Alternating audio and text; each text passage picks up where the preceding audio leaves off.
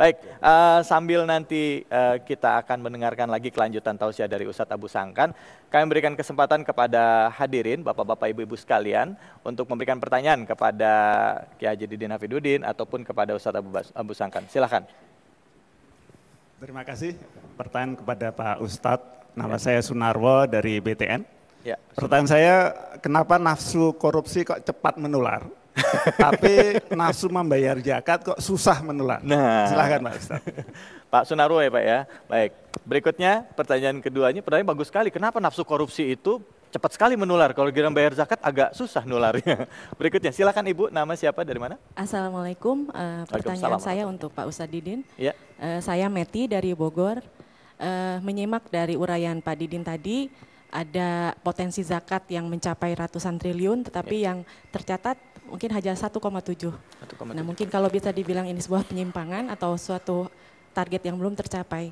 Yang saya ingin tanyakan, apa ya sistem yang bisa kita terapkan untuk bisa meningkatkan pencapaian zakat ini. Terima kasih. Baik, terima kasih banyak Ibu.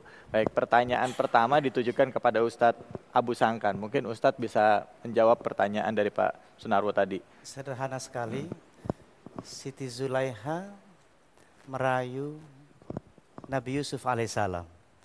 Dalam satu ruangan, bayangkan anak muda dalam ruangan, suruh nutup pintunya dengan bahasa yang sangat halus. Dek, sini dong. Perempuan tuh kalau ngomong segitu, itu langsung lemes lagi-lagi, Pak. Jadi rasa itu bangkit dengan bahasa itu. Dijelaskan di Al-Quran, walaqad hammat bihi wa hamma biha. Laula arra'a burhana rabbih, kadzalika linasrifa anhu su'wal fahsya. Harus ada pertolongan Allah. Pertolongan Allah itu terjadi ketika Nabi Yusuf minta tolong pada Allah, ya Rabb, wa ma ubarri'u nafsi innan nafsa la'ammaratum bisu'. Betapa ada kalimat la'ammar, begitu dorongannya kuat sekali untuk korupsi. Sama konotasi ke sana. Kuat sekali. Illa ma rahima rabbi. Kecuali engkau memberikan rahmat kepada nafsuku. Berbalik menjadi pezakat. Terus dorongan itu kuat sekali. Dorongan untuk memberikan sesuatu harus digunakan dapat rahmat. Tanpa rahmat tidak akan mampu. Ada suatu kan, dikatakan dalam Al-Quran bahwa tanpa walaula fadlullahi alaikum wa rahmatuhu ma zaka minkum min ahadin abada walakinallahu yuzakki may yasha. Sama saja. Kalaulah tidak ada kekuatanku, tidak ada rahmatku, kalian semua tidak akan pernah bersih selama-lamanya. Walakinallahu yuzakki may yasha. Tapi Allah yang akan bersihkan hati kalian. Dua. Yang ketiga, dikatakan bahwa sabarlah kalian. Kok gampang sekali ngamuk ya? Ngamuk itu lebih cepat daripada nggak ngamuknya.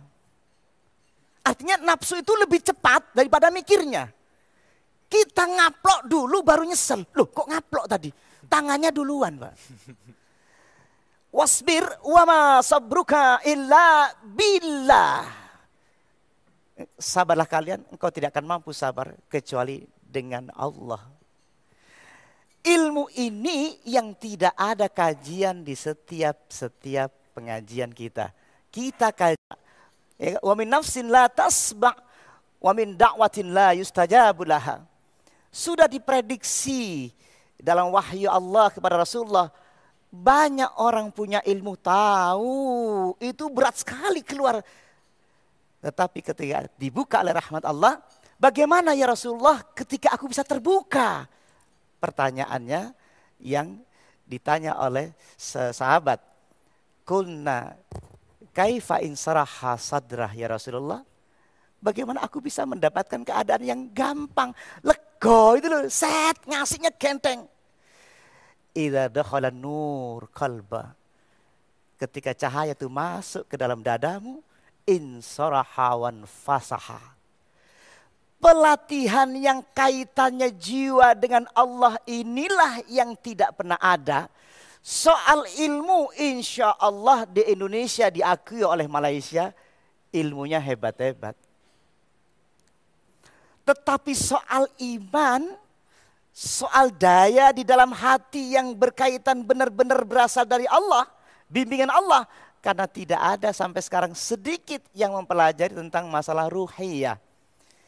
Training yang selalu kita rasakan adalah bulan puasa ini. Tujuannya adalah mencapai itu sebenarnya. Tujuannya untuk gampang.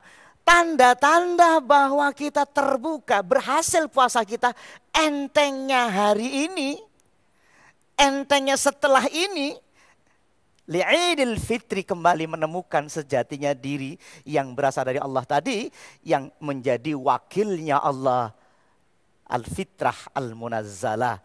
Itulah kira-kira Pak Narwo, terima kasih atas pertanyaannya, mudah-mudahan puas semuanya. Baik, Terima kasih. alhamdulillah baik. Terima kasih banyak Ustadz Abu Sangkan. Nanti Kiai Jadidin Hafidudin akan menjawab pertanyaannya, tapi kita akan istirahat dulu sebentar ya. Jadi tetaplah di Oasa Ramadan.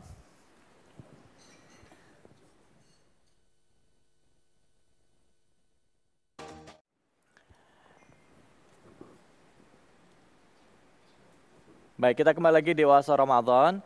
Di dalam Al-Quran dikatakan waqimus shalah wa atuz zakat, di mana kita diwajibkan untuk mendirikan sholat dan juga menunaikan zakat. Zakat adalah kewajiban bagi kita umat muslim untuk membersihkan harta kita. Nah, tadi Ustadz mengatakan juga, Ustadz Abu Sangkan mengatakan kepada kita bahwa bagaimana kita benar-benar bisa mendapatkan sernya pada saat beribadah. Jangan hanya sekedar kita menggugurkan kewajiban tanpa kita memaknai itu. Kadang seringkali kita melakukan sesuatu itu hanya sekedar menggugurkan kewajiban. Sholat ya udah karena udah azan udah. Tapi menikmatinya itu bagaimana? Nah, karena kalau sudah nikmat, subhanallah, tidak perlu disuruh, itu langsung ya. Begitu bicara zakat, infak langsung keluar uangnya. Begitu juga pada saat sholat, begitu dengar azan, bahkan sebelum azan kita sudah sampai di masjid. Menunggu waktu datangnya waktu sholat. Baik, Ustadz, kita ke Kiai Jadidin Hafidudin nih. Ustadz, tadi pertanyaan dari salah seorang hadirin, tadi dikatakan potensi zakat, Ustadz tadi mengatakan bahwa baru 1,7 triliun ya. Sedangkan potensinya itu mencapai 217 triliun. Nah, bagaimana caranya supaya bisa meningkatkan jumlah pendapatan zakat yang ada di Basnas ini? Silakan. Tadi saya sudah menjelaskan bahwa ada 4 langkah yang terus-menerus kita lakukan. Dan ini gerakannya bukan gerakan Basnas semata-mata, tetapi gerakan masyarakat. Karena saya kira untuk kebaikan yang dirasakan manfaatnya secara bersama-sama, juga harus didekati dengan gerakan secara bersama-sama. Kalau kita bicara zakat bukan sekedar urusan Badal Amil Zakat, tapi urusan kita semuanya. Saya kira ini yang perlu dilakukan oleh kita. Yang pertama tadi saya mengatakan ada terus-menerus dilakukan sosialisasi, edukasi tentang hikmahnya. Sehingga pemahaman kita tentang zakat atau tentang ibadah lain, itu pemahaman yang sifatnya komprehensif.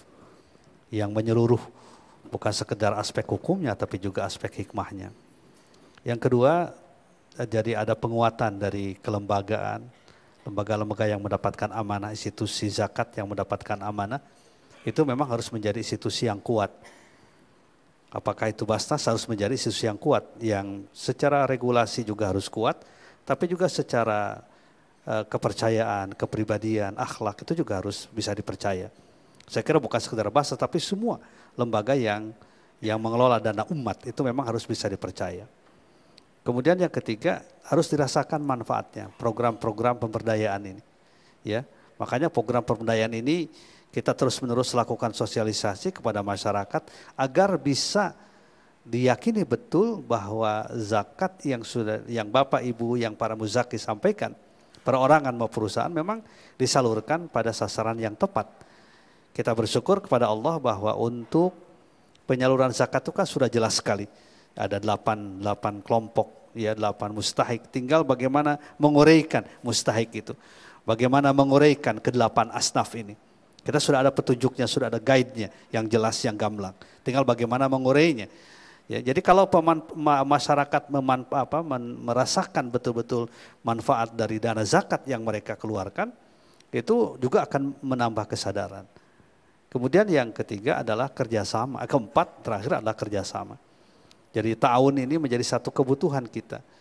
Bahwa untuk menggerakkan zakat di negara kita yang sebenarnya saya yakin kalau berdasarkan penelitian yang terakhir itu tentang kesadaran untuk berinfak.